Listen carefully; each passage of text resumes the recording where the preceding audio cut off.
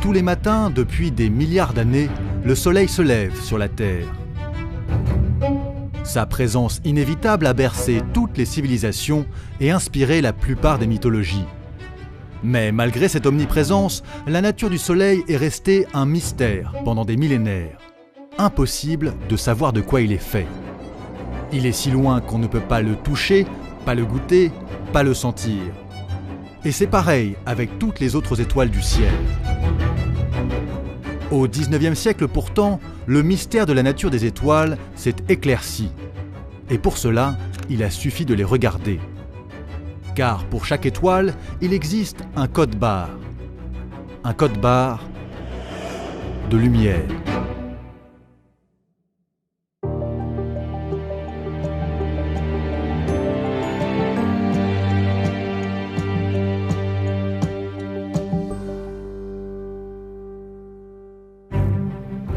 La personne qui a compris comment lire les codes barres et qui a réussi à les interpréter complètement pour savoir ce qu'il y a dans les étoiles, c'est elle, Cecilia Payne. Et la première chose que Cecilia Payne a dû faire pour étudier les étoiles, c'est quitter son pays. Car Cecilia est une femme et elle vit en Angleterre en 1919. Or en Angleterre en 1919, les femmes n'ont pas le droit de devenir chercheuses. Pour travailler, elle est donc obligée de partir aux États-Unis, où elle restera toute sa vie. Et c'est là-bas, à l'université de Harvard, qu'elle commence à étudier la composition des étoiles.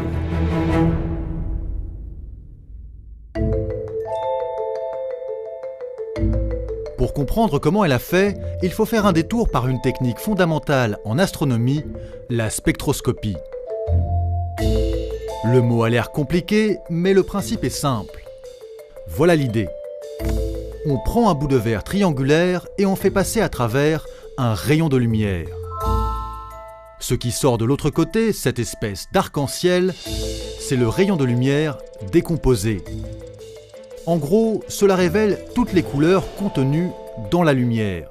C'est ce qu'on appelle le spectre. Mais ce n'est pas tout. Refaisons la même expérience, mais cette fois-ci, faisons d'abord passer la lumière à travers un gaz. De l'hydrogène, par exemple.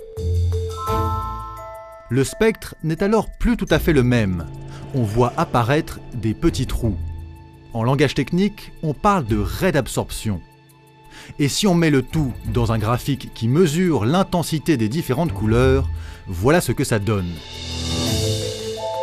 Les raies correspondent à des creux.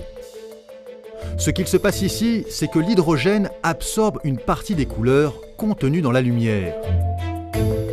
En étudiant les raies dans le spectre, on peut donc savoir que la lumière a traversé de l'hydrogène. Et c'est très pratique. Mais ce qui est encore plus pratique, c'est que chaque gaz a des raies d'absorption différentes. Si on avait fait la même expérience avec de l'hélium par exemple, voilà ce qu'on aurait obtenu. Et si la lumière avait traversé les deux, hydrogène et hélium, on aurait obtenu ce spectre-là. Ce que ça veut dire, c'est que même à distance, on peut étudier la nature d'un gaz, simplement en le regardant, simplement en étudiant la lumière qui le traverse. Le spectre devient une sorte de code-barre que l'on peut décrypter.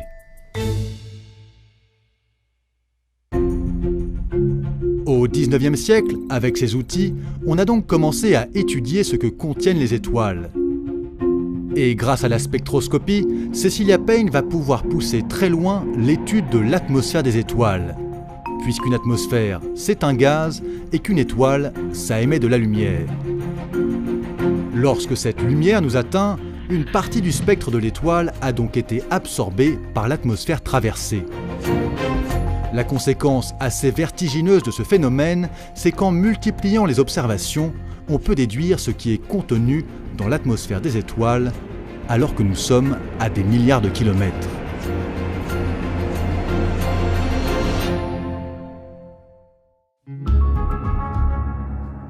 À l'époque de Cecilia Payne, dans les années 20, on a déjà observé plein de spectres d'étoiles. Et on distingue parmi toutes ces étoiles 7 catégories de spectres différentes. On les surnomme O, B, A, F, G, K, M. Elles vont d'étoiles plutôt bleues à des étoiles plutôt rouges. Dans ces spectres, on trouve plein de raies d'absorption qui correspondent à plein d'éléments différents. Prenons le Soleil par exemple. Ici, il y a des traces de fer, de magnésium, de sodium, bref, on détecte beaucoup de choses. Et c'est à cause de ce spectre solaire qu'à cette époque, la communauté scientifique est persuadée que les étoiles sont un peu comme la Terre. On y trouve de tout et dans les mêmes proportions. Mais les découvertes de Cecilia Payne vont bouleverser cette croyance.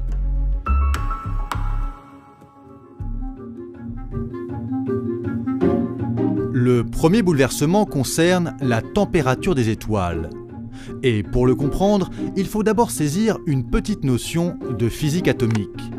La différence entre un atome et un ion. C'est assez simple.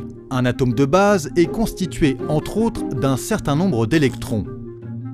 Un ion, lui, est comme cet atome, mais il a perdu ou gagné des électrons.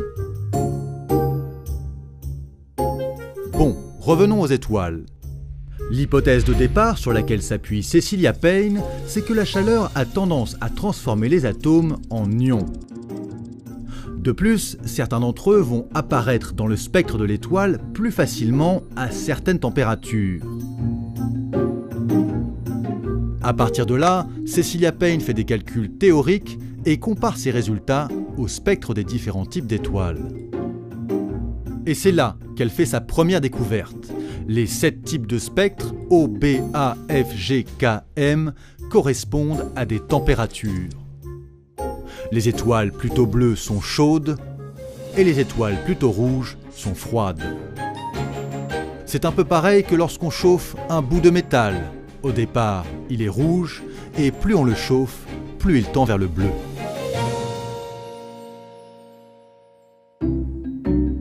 À partir de cette première conclusion, Cecilia Payne fait une deuxième découverte. Les étoiles sont certes constituées des mêmes éléments que la Terre, comme le pense la majorité de la communauté scientifique, mais la répartition de ces éléments est très loin des proportions qu'on pouvait imaginer. Pour le comprendre, Cecilia Payne s'appuie encore une fois sur la température des étoiles. Ce qu'elle observe, c'est qu'à une température donnée, l'intensité des raies dans le spectre des étoiles peut être plus ou moins grande. Et c'est précisément cette variation de l'intensité qui permet de renseigner sur l'abondance de l'élément auquel correspondent les raies. C'est ainsi que Cecilia Payne peut préciser la composition des étoiles. Sa conclusion est la suivante: l'hélium et surtout l'hydrogène dominent largement. Pour se donner une idée, on sait aujourd'hui qu'il y a en proportion 2800 fois plus d'hydrogène dans les étoiles que sur Terre. Le Soleil, par exemple, est constitué de près de 74% d'hydrogène et de 25% d'hélium. Le reste représente à peine plus d'1% de sa masse. Cette nouvelle est une révolution. Cela signifie que l'essentiel de la matière visible dans l'univers tout entier est de l'hydrogène. Les éléments qui constituent la Terre, comme le fer, le carbone ou l'oxygène, ne sont qu'une goutte d'eau dans l'océan cosmique.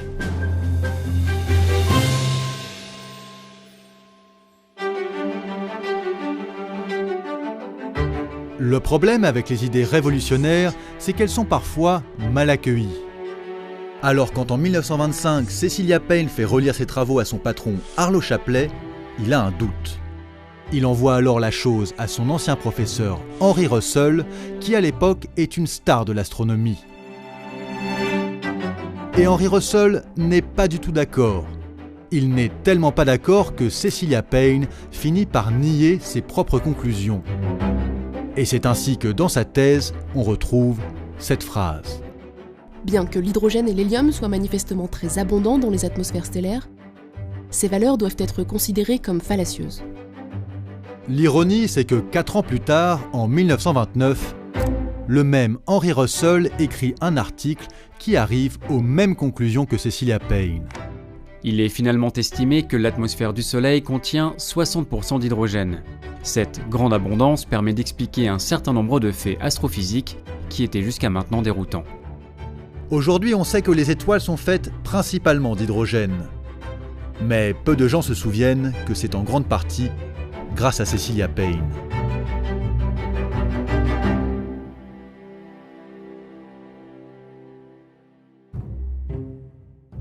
Merci à tous d'avoir regardé cette vidéo, j'espère qu'elle vous a plu. C'était donc le premier épisode de la série Chercheuse d'étoiles. Il y en aura en tout 4, avec à chaque fois la même idée, vous raconter des grandes découvertes astronomiques faites par des femmes. Et si vous voulez en savoir plus sur les travaux de Cecilia Payne dont on vient de parler, je vous ai mis plein de liens dans la description. Et n'hésitez pas à poser vos questions, on y répondra au maximum. Et je peux aussi vous recommander ce livre, L'astronomie au féminin, écrit par l'astronome Yael Nazé. J'en profite d'ailleurs pour la remercier ici pour tout le temps qu'elle m'a accordé et tous les conseils qu'elle m'a donnés pour la conception de la série dans sa globalité. On se retrouve bientôt pour un autre épisode.